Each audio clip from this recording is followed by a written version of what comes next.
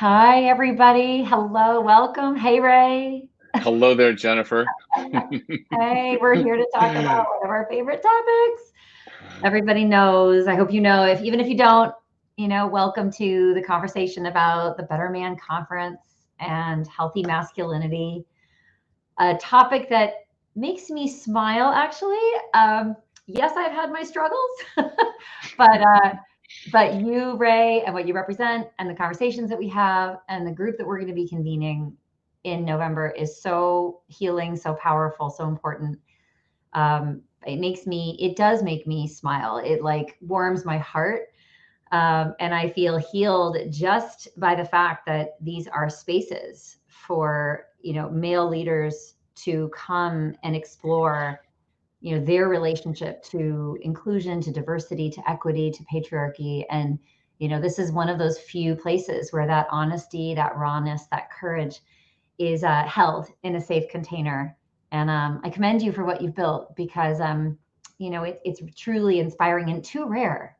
So it makes it extra special. But welcome. Thank you, Jennifer. I want to right back at you. I want to honor you for the support that you've offered the Better Man team for all these years. And so excited at our partnership this year and how you and I are going to be sharing the stage live. You in New York, me in San Francisco. I'm just kind of bummed that I'm not going to be able to come up and give you a hug. And I know. it is what it is. We'll figure that out. And hopefully, instead of there being this one of the few places, organically it'll grow to this is what can happen inside other companies. And so, today there he is, our friend and colleague Mark Greene, who's going to be joining us at the conference, is here right now. And Mark, this today is about you. We want those out there to get to know you and to understand why this work is so important to you and why I didn't even have to finish my sentence and you said yes, that you wanted to participate with us at the Better Man Conference. It's not your first time. So on behalf of Jennifer and I, welcome. Okay. It's a pleasure to be here. Yeah. We're still having a little lag on your video, but that's okay, everybody. It's still good audio. So here's what I'm going to suggest. There's going to be a strange disassociation between all of us, little pauses and whatnot. But I will speak my piece to the best of my ability, despite the fact that we have a little lag here. And that's going to be great training for me because I just was on vacation with my Italian family for a week. Speaking and of there were no pauses. So this is good. This is good. A little extra space. Never hurt anybody. Yeah. Fascinating. So Mark, for everyone that doesn't know your work, you're an author, you're a speaker, you have studied this for years. Can you bring us into your world? Tell us about what you teach on and what you're so passionate about and why when it comes to this topic. Well, let me begin by saying thank you for having me in this conversation. I am deeply and fundamentally interested in the question of connection for men.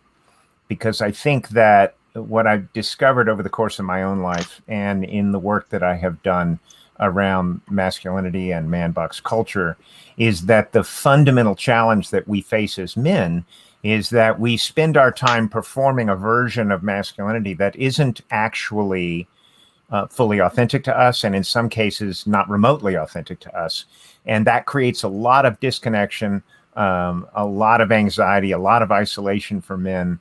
So in my own life, and Ray can speak to this as well, I chose to do some men's work with the Mankind Project in order to find where connection existed for me with a circle of men, with the other people in my life, and get out of this sort of trap of trying to prove I was a real man based on the sort of narrow rules of our culture of masculinity, our dominant space culture. And that's the work for me, is to invite men into connection and to create more connection in my own life. Mm. Mark refers to the men's work that both he and I have done. And in a nutshell, the way we hold sacrosanct men's work is this notion of becoming introspective and connecting the head and the heart, and basically, doing this to the outdated man box of the rules of what it means to be a man. And so one of the topics that we're going to unpack and evolve from at the Better Man Conference is this notion of patriarchy, the old school version of the male being dominant. And so when Mark and I go do these weekends, and he's written articles about this, a lot of us emulate what we saw. And if we keep emulating unhealthy masculinity, that's not good. And if we think we're just doing it in the family, we're not. We're doing it at work. So that's why this work that's fueled by this men's work, this healthy masculinity, it's the underbelly. It's extremely important. So kudos to you, Mark, for that. Thank you. Hear, hear. So Mark and Ray, the structure of the conference, yes, it's going to be happening simultaneously in two coasts. And we're focusing on power, patriarchy, and privilege. Yes. Really, the three P's that can be deadly, but also can be enablers, right? If we can redefine them, if we can harness them, if we can make them more inclusive.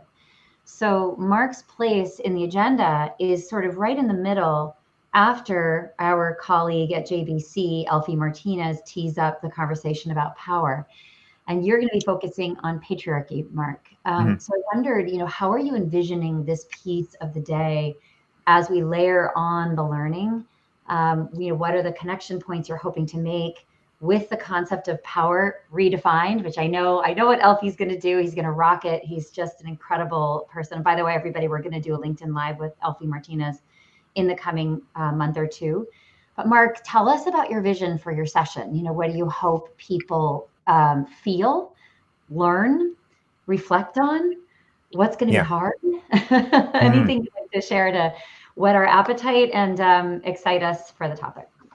Well, there's the whole construct of man box culture, which is the sort of rules of how to be a man, the very narrow set of rules which were first conceptualized by a guy named Paul Kivel. He was a part of the Oakland Men's Project in the early 1980s, and he looked around at what the rules were for being a man. He asked boys in the local high schools, and they all gave him the same set of answers. Don't show your emotions, always be tough, never ask for help, be a breadwinner, never a caregiver. If you talk about anything, talk about sex or money or cars, don't talk about anything deep.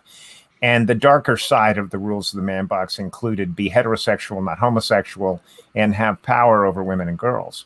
And this set of rules for being a man, we began getting taught these things when we're still when we're still babies, and it's constantly being reinforced for us by our parents, our brothers and sisters, the kids in the neighborhood, the local minister, the coach, the teachers, the mass media, everywhere. It's so ubiquitous that men take these sets of rules and they don't really see the larger culture that's been teaching them this all their lives. They just see it as it's my identity, right? So we take on this job of constantly proving that we can live up to those rules.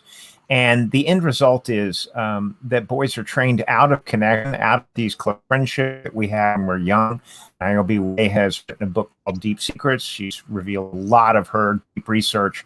She had a simple question for boys. She said, what does your best friend mean to you?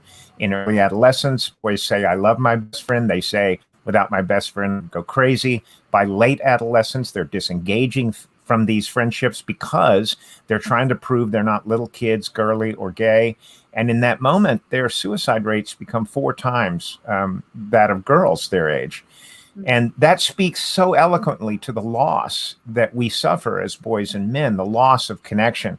We instead get slotted into this hierarchical dominance-based performance of masculinity, where dominating those around us is how we validate our masculinity. And of course, you can't have an inclusive or an equitable relationship with anyone in an organization if you're focused on dominating the people around you.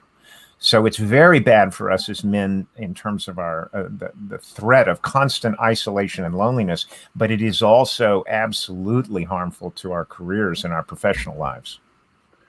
So, Mark, since I've been involved in curating your section of the conference, the first part, I believe you're going to be talking about how the variety of systems, whether it's government, work, family, faith, perpetuate this model. So that's a big headwind that a lot of men face. So if you could speak to that, that would be great. And then we can move to the man box inside of me, the second section. We can talk about that as well. Sure. Well, what we need to come to understand as men is that there's a lot of research out there now about how organizations can thrive. And they thrive. Deloitte's research shows that a fully inclusive leadership in an organization, a diverse, inclusive leadership in an organization, means that that organization is likely to be 6 times more innovative and have 8 times better business outcomes. So we're talking about a radical upgrade in terms of an organization's ability to compete and to do well. So we as men are carrying these leftover ideas, these disconnected ideas about how to succeed in the world that aren't going to help us anymore. And one of the things that I really invite men to do is to check in with their bodies, check in with how they're feeling, and say, are you carrying anxiety a lot of the time? Are you feeling this tension that you're being watched and judged and that you have to perform in certain ways all the time? And are you constantly trying to re-up on that dominance and that power and that control idea when in fact you never come to any internal personal peace with that? Does it feel like a treadmill? Do you feel exhausted all the time? Do you feel disconnected? And in that moment, we're going to be inviting men into a new way of performing masculinity, of being leaders, of being connected. And that is to create power with others instead of trying to create power over them. And it's a wonderful transformation, but men are up against a really big challenge in the workplace. And that is that we've been trained all our lives to map the responses of the men around us. And often we're so busy trying to prove that we're doing it right to the men in our immediate cohorts that we don't take a risk and stand up as an ally for a woman in a meeting that's being talked over. We don't bring a set of ideas that maybe are outside the norm. We don't bring our innovation. We don't bring our creativity. Instead, we bring this constant mapping of the man box priorities and dominance. And that leads us, as the future begins to unfold in terms of equity and inclusion in organizations and all of the upgrades that creates in terms of innovation and better business outcomes, we're going to get left behind unless we try to break out of that box and learn some connection skills and learn some capacities. And that, Ray, is central to the work that you do at the Better Man Conference. That's good, Mark. Outdated. So we really have to upgrade and change the way we lead and the way we see ourselves in the system and participating in that system, enabling that system when we don't challenge it. And also having the bravery to like discard what's familiar, what's rewarded. It gets down to this question, what gets measured gets done. One of our, most hated or whatever common phrases about the business world, that we have not made space for leaders to show up in a different way, with more heart, with rejecting some of the harmful behaviors that we see. And we also risk ostracization, so being ostracized from in-groups when we step outside of those systems and we challenge them and we become the insider outsider. And I know both of you are inspiring in terms of how often you do that and how you talk about when you do that and what it feels like, because I think that's part of what we have to, and I don't love normalize, I'll say usualize, is the more examples we can hold up of, this is when I did this is what happened, this is how I coped with it, and this is how I stayed the course. And this is the community that enabled me to stay the course. Because by the way, we feel alone when we step outside of the system.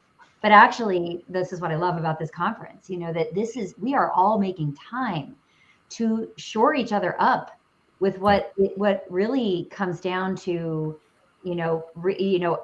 forsaking something that has benefited us and thinking about what's all that's possible on the other side of that and going there together, which, just is breathtaking. I mean, for me, watching this happen, it's just well, it's so rare, and I value it so deeply. I don't care how it turns out. I just love that people are jumping in, and I know I've seen you create a lot of safety in the room. I had a question about how do you anticipate creating safety for people to go to where we need them to go, where we all want to go. How do you do that in when you've got a bunch of people in the room? And by the way, there's going to be virtual, like this is going to be happening in parallel, which is a really interesting challenge that Ray and I have taken on. I'm excited.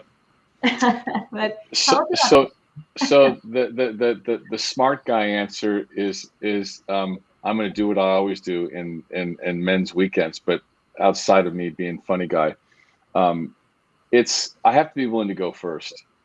I have to be willing to be vulnerable so that others can go. And so, when I curate a conference and I have a sponsor or a leader, or when I do a training for a company, I'm like, okay, who's the senior male leader that can be human and tell on himself? And they're like, why do you need to know that? And I said, because if he goes, they'll go. Mm-hmm. And I can't tell you how many times when I was on my learning curve of vulnerability, how afraid I was. But every time I did it, someone come up to me and they'd say, Ray, I'd follow you anywhere. And I'm like, what? I cried, or, I said I was afraid or something like that, or I didn't have the answer.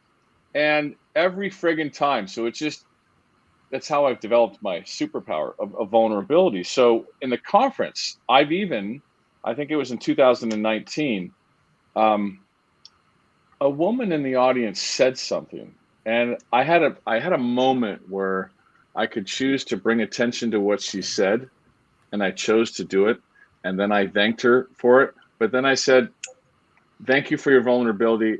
Guys, I want you to see something here.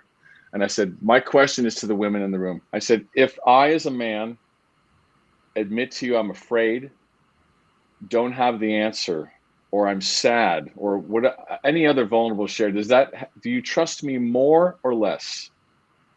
And by a show of hands, all the hands went up in the room to prove a point. So when I go into a space like this, you used the word community earlier, Jen, and what we're really trying to do is to expand a community of men, of white men, of people that don't identify as men, so that we ultimately can do this together. Us guys have a little bit of catching up to do, and that's fine.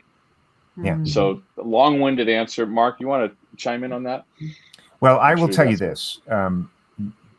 We live in such a hyper-competitive space, men do. We trained ourselves into doing this one-upmanship all the time, and it happens in the very smallest conversations among men at a bar, whose football team is better, so on and so forth. We're constantly ranking each other in terms of who has the status in the smallest groups we're in the largest groups we're part of. And this constant competition and judgment and one-upmanship is a deeply isolating experience for us. It is in no way like the sort of open, joyful, connected friendships we remember from childhood. And I spent 50 years doing the man box. I spent 50 years, and you go through phases in life. In your 20s, you start to learn how to make a little bit of money, and maybe you get a mortgage, and then you get married, and then you start doing all these markers of success, right? And that's an interesting treadmill, and you start to feel like, oh yeah, maybe I'm getting this done right, and you're chasing your tail over and over again, and then eventually you realize that all of the competitions you're in order to succeed are not about who you are authentically. In fact, you really need to hide that part. And then you realize that, I know a lot of men. I have friends I've known for a long time, but we never really talk. We never really connect. I feel like I'm carrying all of the stresses and anxieties on my own. So when you then go into a room where men are doing men's work, and you sit down with a circle of men who are there not to compete, but to simply connect, it's like air comes into the room for the first time in your life. And I remember a deep upwelling of emotion when I had my moment on the carpet at my weekend, and I had to tell my story. And my story was so simple. It was that based on everything that's happened in my life, I don't trust men. I don't like men. In fact, I hate men. I'm telling this to 40 men. And I'm sick to death of being alone. I'm sick of it. And they said, well, do you want to trust us? And I said, what the hell do I have to lose at this point? And I did. And I found connection. I found a room full of men who wanted to connect, and the judgment was gone. And the sense of every man's story was so rich and so beautiful. And I heard so many parts of myself reflected back in that I finally realized I was home and I was in a place of connection. And that's what the work is about at the Better Man Conference, and in terms of any of us who are trying to break out of the man box. I want to say one thing there, and then there's a question in the chat that I'd like Mark you to answer. And that is, I shared, and this is kind of paraphrasing what you just said, men are in pain. A lot of men are in pain, and many of them don't know. And I don't say this as an excuse, but what I've heard time and time again for people attending the Better Man conferences, I had no idea. So by virtue of the fact that guys like you, Mark, and I see my friend Tony DeGry from Cisco on chat, he's been vulnerable. He's showed up at the conference. The more of us that can do this, the floodgates hopefully will open for these men to be human, to be the men that our communities, our companies, our families need them to be. And so the second part of your piece at the conference is going to be around too often excluded voices of masculinity. And so, and what we're going to do, I was invited by a white male cisgendered CEO, Mike Kaufman of Cardinal Health. Hey, are you talking to other men that don't look like you and me around what masculinity means to them? Yeah. And I'm like, I was thinking about it, and then I went from thinking about it to doing something, and I actually interviewed. So the game plan, everybody, is that we're going to have what we're calling intersectional, too often excluded voices of masculinity, some lightning shares for some different kind of men about masculinity, what it means to them, anything that they can share with us around being an ally. So Mark, since you and I haven't had the meeting yet to really fine tune this, so I'm putting you on the spot just a little bit. If you could answer that, and then take a look at the chat that Gia put a question up, and I think we can tie it all together. Absolutely. One of the things that I say all the time is that this is about our liberation and our connection in the world. And if we choose to make the word masculinity plural, masculinities, if we say we're not on a gender binary where there's only one right way to be a man and one right way to be a woman, and everybody has to pick one, pick that version of themselves and try to do it the best they can. If we say instead there are as many masculinities as there are men to perform it, and if we say it's a vast range of possibility, and each one of us can find our place on that spectrum where we're comfortable, and we can even move back and forth on it throughout our working day, depending on the context we're in, where we can finally be comfortable with our version and know that every other man defends our right to pick our spot, then we've done the work to also allow every other intersectional identity to find their places in the spectrum of being human. So the question in the chat is, how can we support white men who say, why should I support DEI? I'm the enemy, aren't I? As long as we see everything as a binary, white men against all other people, men against women, non-binary people against everybody else, as long as we're setting up these false binaries, every one of us is trapped in a box, in a definition, in a frame, in a binary. White men who look like me, who sound like me, have a lot more influence in the world. And if we can't go ahead and just accept that fact, then we're going to have trouble doing this work. But once we understand that, the next thing we can understand is, and I spoke to a CEO earlier today in a meeting, and he held his hands up like this, and he said, yep, it's going to sound like it's not real, but he said the words, CEOs get very lonely. We're all caught in isolation and roles. And when we break out of that and create acceptance for everyone, we get to be accepted too. That's the benefit. Beautiful answer. Beautiful. Leadership is lonely. And I sometimes share that with younger generations to say, there's a lot of catching up that has to happen amongst older generations who happen to have these leadership roles with so much so much privilege, so much access to being able to change that very system that generation built, truly. And I say the workplace wasn't built by and for a lot of us. I would be inclusive of maybe white men built it, but it didn't work for white. It works in certain ways, but it's not.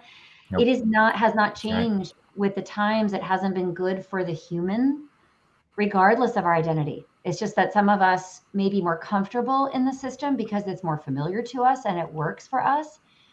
But it so does not work for so many other people and us at the same time, because this man box, I think it's like the leader box, right? It's the very narrow concept of how we're allowed to show up. We can't show up in the plural masculinities, Mark.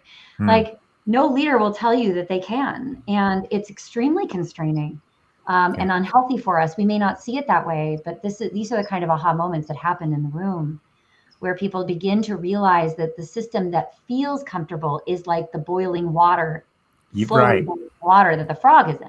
The frog pot. I have something that I will also share that I think most people listening, if they give it a little bit of thought, it'll seem like, yeah, that's probably true. It's the story of a man who was the publisher of a major newspaper. A friend of mine knew his family, knew him for years. This man wrote at the height of power. He then retired, and he was the old fellow walking alone around the lake at this beautiful resort. And he had no one with him, because everything he had built had been around his status and power and nothing about the relationships in his life. We don't teach boys and men how to have warm, interesting, connected relationships. And that's where the gold is at the end of the rainbow. It's not any of the rest of that status and power, because all of that stuff goes away at some point. And if you find yourself in an extremely powerful, extremely influential position, you're lucky, but only to the degree to which you decide to start connecting in relationship to the people around you.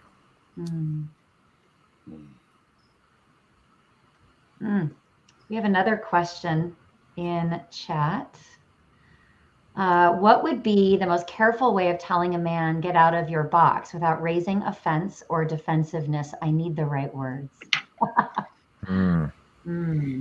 You know, I recommend you share stories with someone. You share a story and then you ask for their story. Because when we start telling our stories as human beings, when we start relating what happened to us when we were young, that's where questions can come up, small questions, you know. What do you feel like you're missing? What do you feel like, is there some loss in that?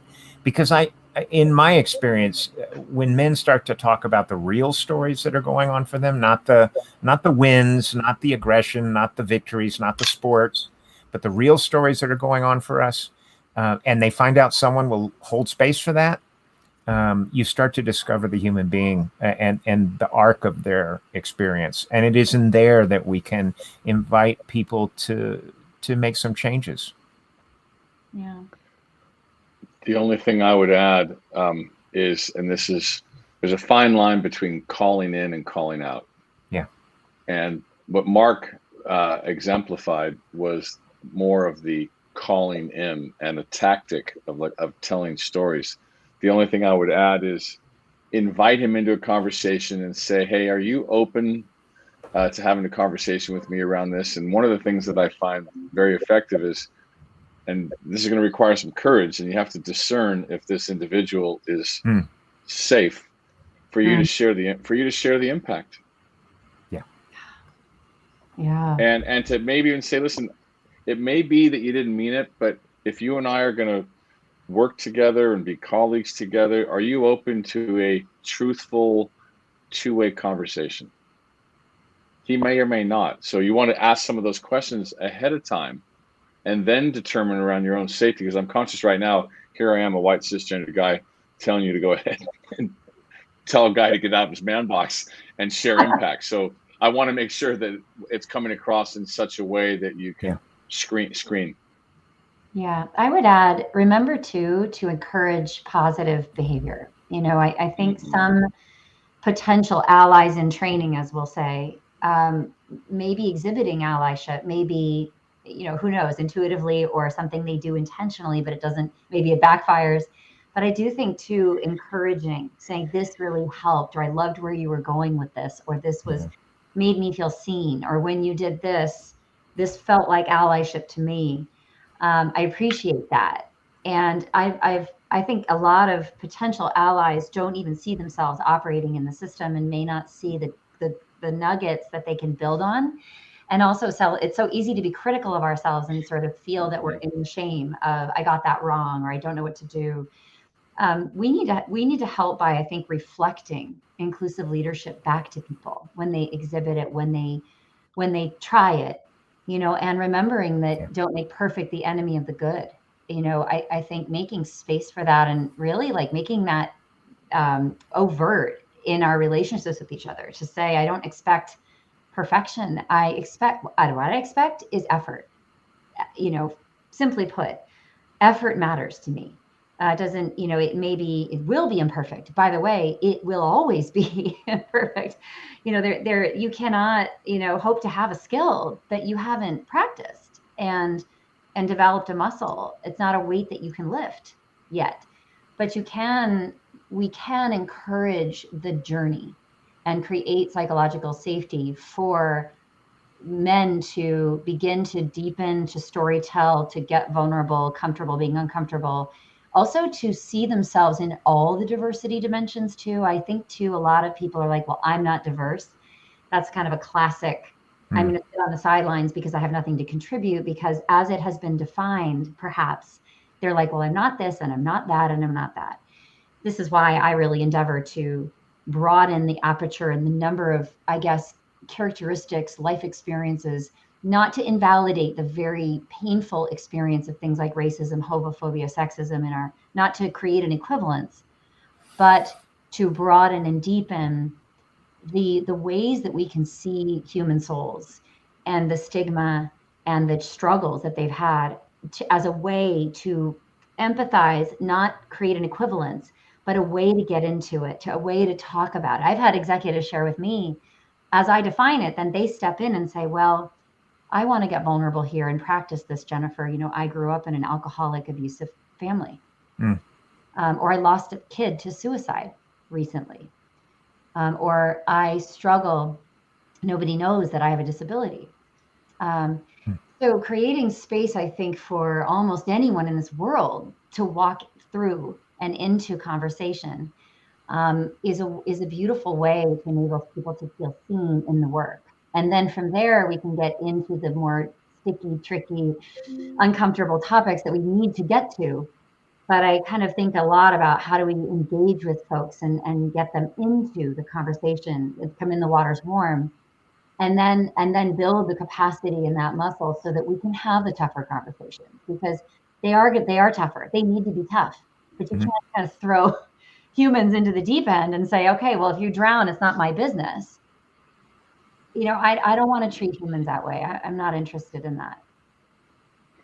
So one of the things, as I was listening to you, Jennifer, have me want to emphasize is that the sooner that we can multiply guys like myself and Mark, who have the privileges to open more of those doors and to use those privileges, the platform, the position, to make it more safe for others, the faster we're gonna affect change. And so that's why one of my main personal reasons for doing the Better Man conferences, and I finally get to say this in front of a live crowd, that I also have the tall guy privilege, because no one knows because I'm just sitting down.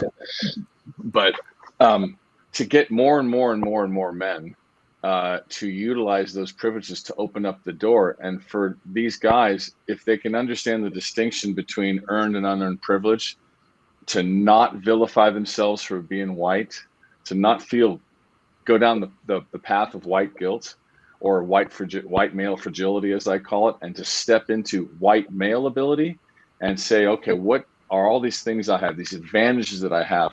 How can I make it possible for everyone to have a seat around the table, everyone to have a voice, everybody to have a contribution? I'll say one other thing.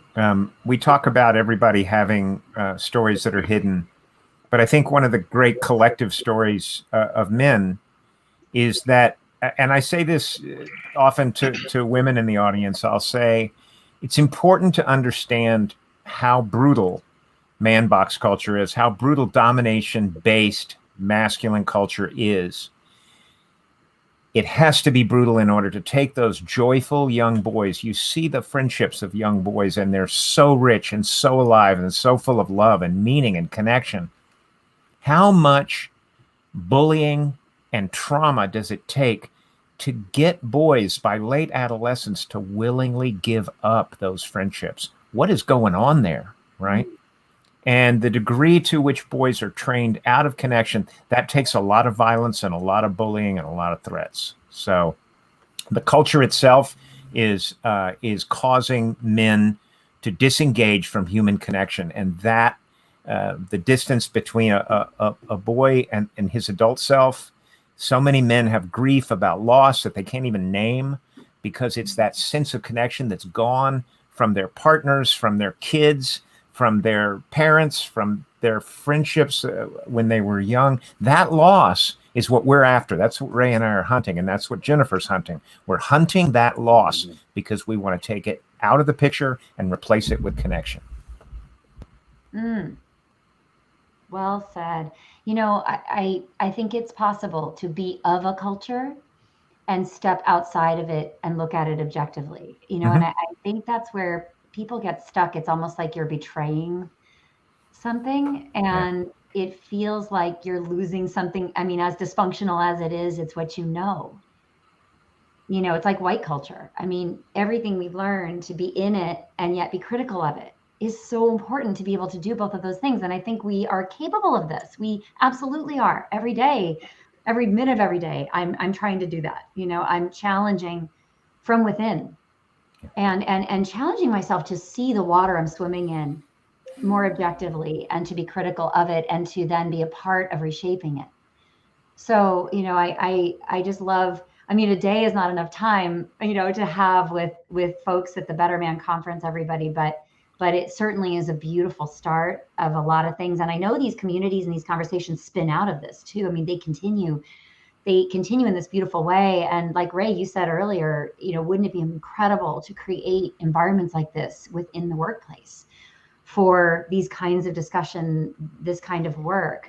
But it's pretty controversial to have what I would love to see as men as allies and training communities that are coming together, that are having this discussion.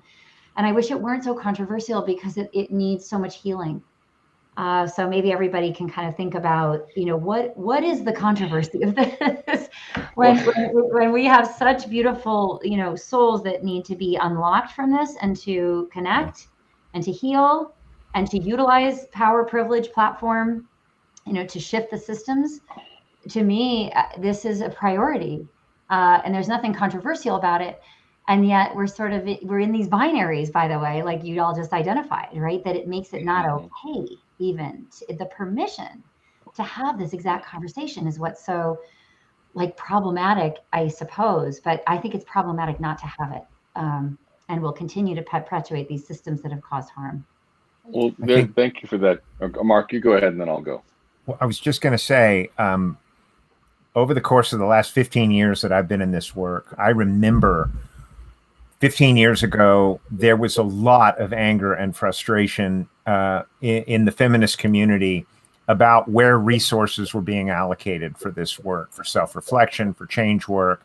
And the idea at that time that a university would open up a masculinity studies program, it was absolutely not possible at that time, 20 years ago, however long it was.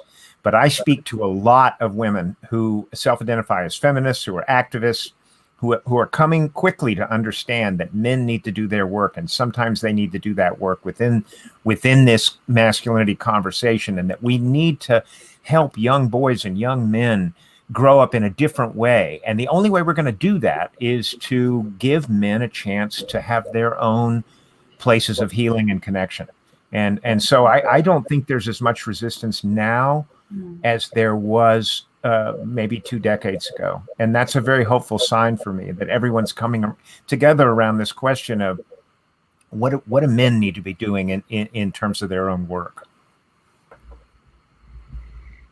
I know there's a question in chat because we're already darn near at time, so I'm going to let go what I was going to say in the interest of relevancy. So the question to all three of us, and Mark, you're the man of the hour. What are your top 3 tips that you would offer to those listening to support men being DEI allies? And I'm going to ask you, Jen, the same thing. Okay.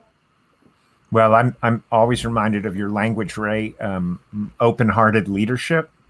And I don't know if we're speaking to men or, how would I ask a man to be a DEI ally in a workplace? But I'm going to take that question from men. If you're asking yourself how to be a DEI leader, this is about creating instead of being stuck in the narrow set of relationships that you're allowed inside this sort of man box view of masculine leadership in the workplace, you can open your doors wide up and connect with a huge number of people across all kinds of different identities and cultures.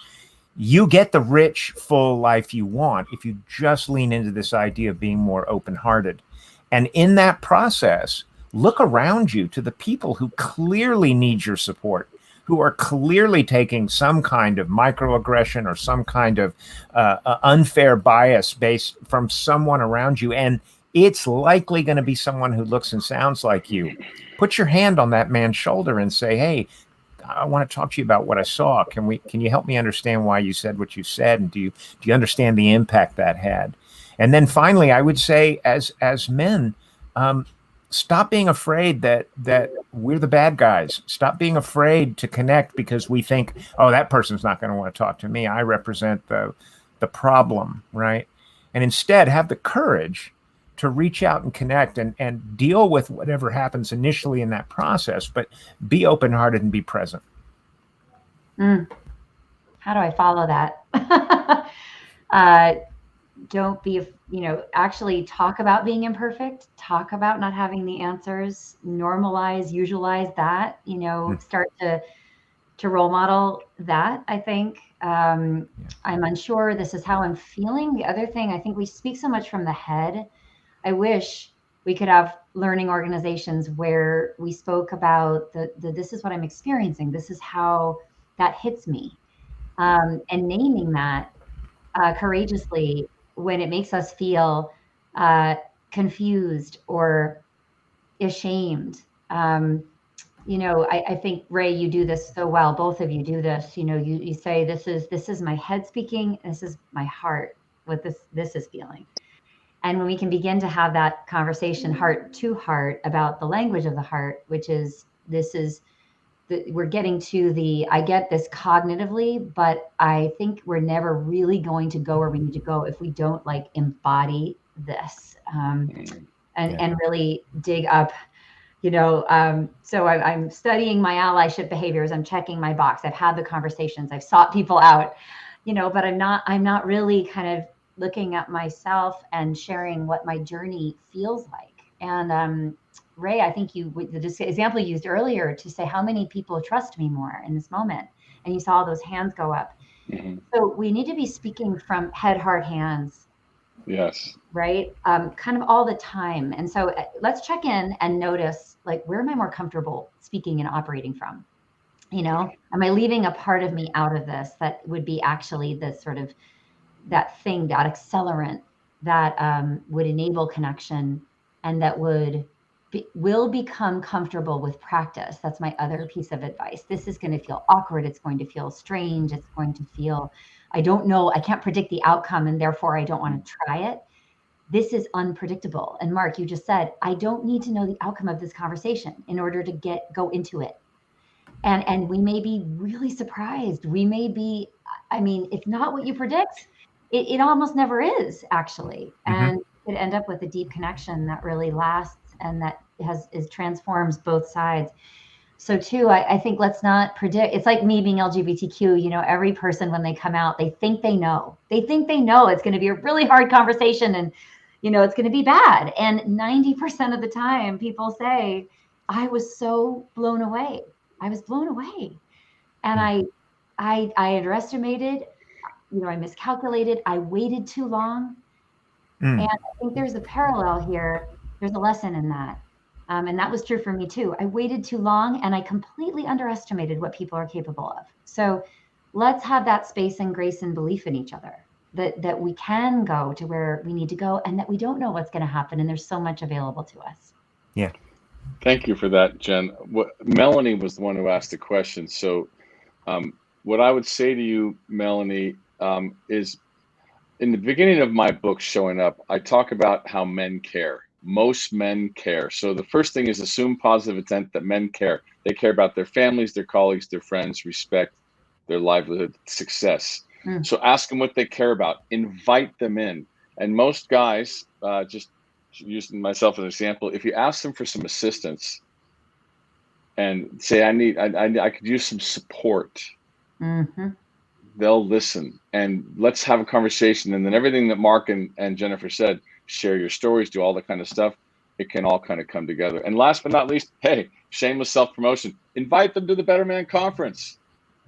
Have them come, have them buy Mark's book, Jen's book, my book. It's all there. And so I know we're at or near the end of time. And so Mark, brother, thank you for being you and sharing who you are and your heart and your wisdom. Jennifer, we just got to keep doing this. This is great. We do. Thank you. And I had my little monitor, my monopolizing monitor going, okay, am I talking too much? I gotta. So everybody, I was like behind scene. Okay, Jen, help me shut up. You talk. It's a muscle. It's a muscle. It is a muscle. All right, everybody. We hope we see you virtually or otherwise. San Francisco, New York, November. Please join us. We'd love to have you. Thanks to everybody. All right. Bye-bye.